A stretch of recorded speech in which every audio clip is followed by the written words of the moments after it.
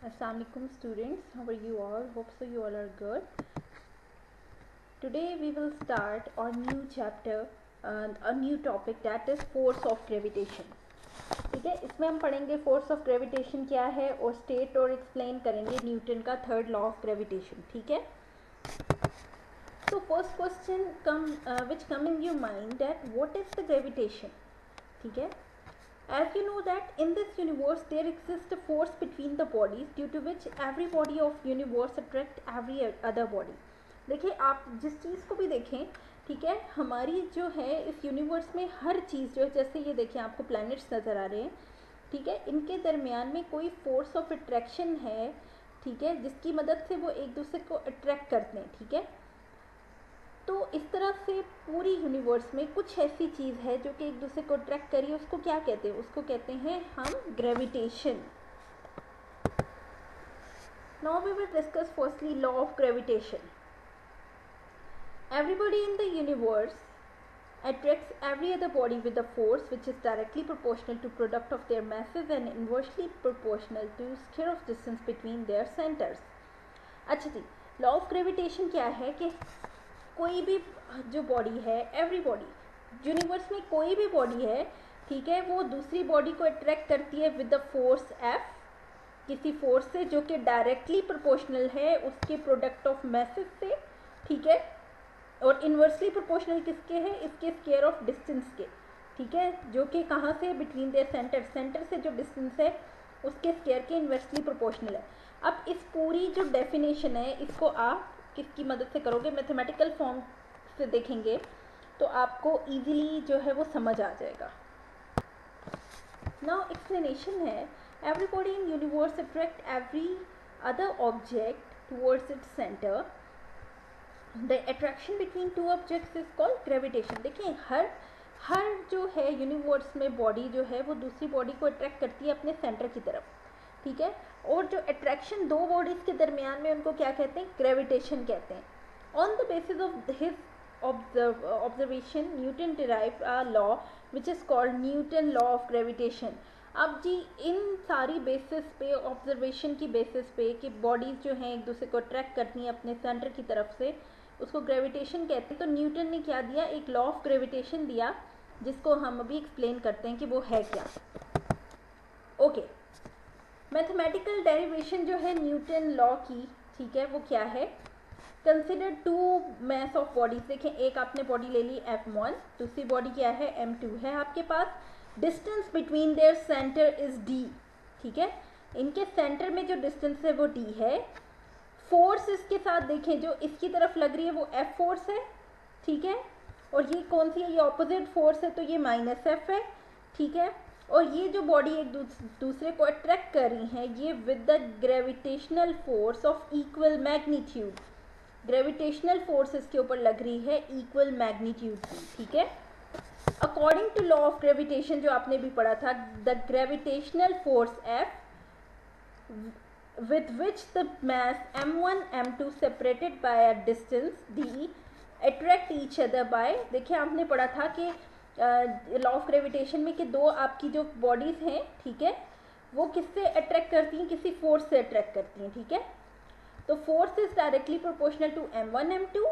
ठीक है, और आपने क्या पढ़ा था? It is inversely proportional to square of distance. तो F is inversely proportional to square of distance. दोनों को कंबाइन करें, m1 m2 by d square.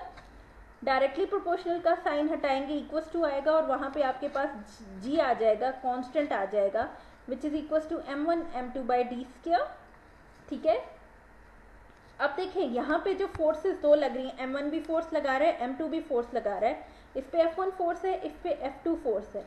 Distance इनके दरमियान में क्या है? R है. तो आपको जैसे इन्होंने बताया, दोनों फोर्सेस जो फोर्सेस लग रही हैं उनका मैग्नीट्यूड इक्वल है. F1 इक्वल्स टू F2 है, तो दोनों केसेस में क्या होगा? F1 equals to F2 equals to G m1 m2 by r square. Okay, G जो है ये आपके पास प्रोपोर्शनैलिटी कांस्टेंट है. इसके बाद आपके पास जो है इसको इसको क्या कहते हैं? यूनिवर्सल कांस्टेंट ऑफ ग्रेविटेशन बोलते हैं.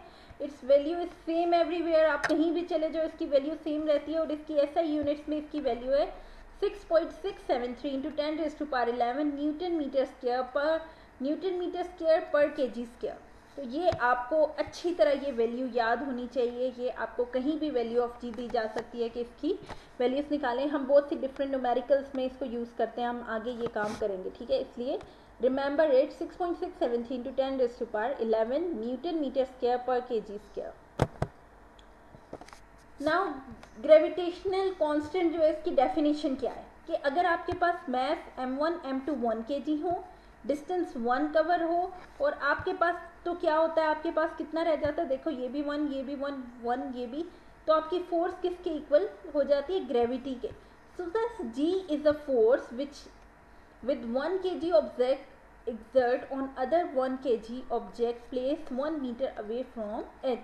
कहते हैं जी कि जी जो है ये भी आपकी फोर्स है जिसमें आपके पास 1 kg ऑब्जेक्ट जो है, एक 1 kg ऑब्जेक्ट है जो कि दूसरे 1 kg ऑब्जेक्ट पे फोर्स अप्लाई कर रहा है जो कि उससे कितना दूर है, 1 मीटर अवे, ठीक है। तो उससे क्या कहते हैं हम, gravitational constant definition.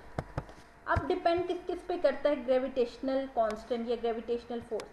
Due to small value of G the gravitational force of attraction between different objects around us is very small.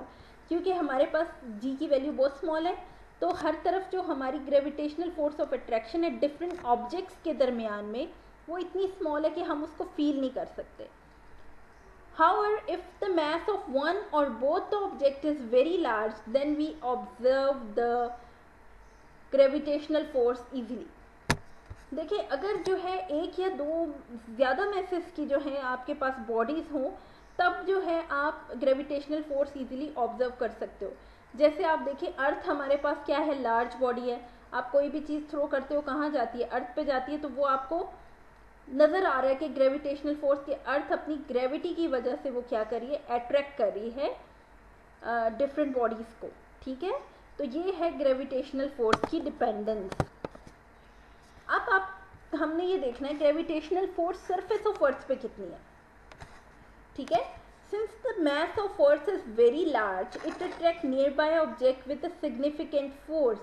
देखें आपके पास अर्थ जो है वो बहुत लार्ज है, ठीक है, बहुत बड़ी है। इसके इर्द गिर्द जितने भी ऑब्जेक्ट्स हैं वो क्या करती है, अपनी सिग्निफिकेंट फोर्स की वजह से उनको अट्रैक्ट करती है।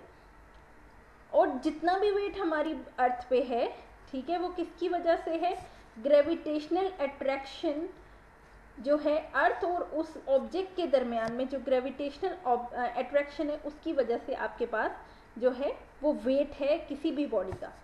Wait of a body is due to the gravitational force between the body and the earth. ये आपको पता होगा कि वेट हम पहले पढ़ चुके हैं कि वेट बॉडी का ग्रेविटेशनल फोर्स की वजह से होता है जो कि बॉडी और अर्थ के दरमियान अट्रैक्शन की वजह से होता है, ठीक है। Hope so you understand this topic, it was an easy topic. If you have any query, any question, do ask me. Thank you.